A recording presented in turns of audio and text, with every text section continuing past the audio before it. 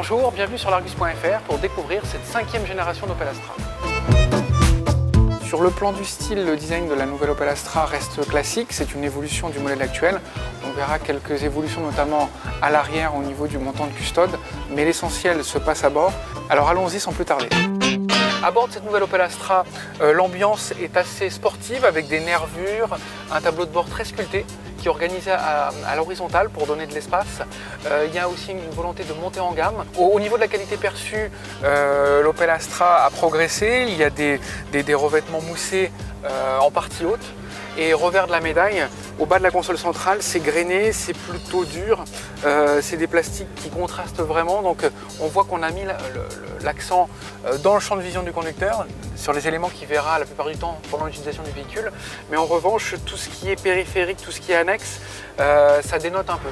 L'interface multimédia est disposée ici avec un écran qui est à la fois tactile et puis aussi un satellite de commande.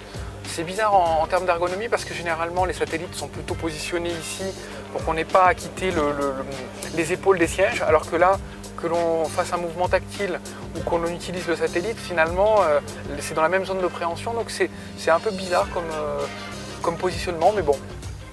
À l'arrière de la nouvelle Opel Astra, bien que le véhicule soit plus court de 5 cm et plus bas de 2,6 cm, on a une bonne impression d'espace parce que les sièges sont creusés au niveau des assises et au niveau des dossiers.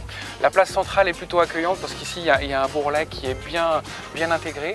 Et puis finalement, sur les côtés, le vitrage est plutôt étiré. On n'a pas une impression d'enfermement et c'est plutôt un véhicule familial et qui permettra de voyager occasionnellement à 5 personnes à bord. Au niveau du volume de coffre, l'Opel Astra engloutit de 370 litres, ici en 5 places, jusqu'à 1210 litres banquette rabattue. Le coffre est carré, logeable. On pourra quand même noter et regretter une marche assez imposante. C'est quand même assez creusé. La palette des motorisations de la nouvelle Opel Astra s'articule autour de 3 blocs essence. En entrée de gamme, un moteur à 3 cylindres 1 litre turbo de 105 chevaux. Au-dessus, le 4 cylindres 1 litre 4 turbo proposé en 125 chevaux et en 150 chevaux. Et en diesel, c'est le 1 litre 6 CDTI proposé en 95, 110 et 136 chevaux. Opel vient d'ouvrir les commandes de la nouvelle Astra. Les tarifs débutent à 20 300 € en essence et 22 200 € en diesel. Le véhicule sera disponible à partir du mois d'octobre en concession.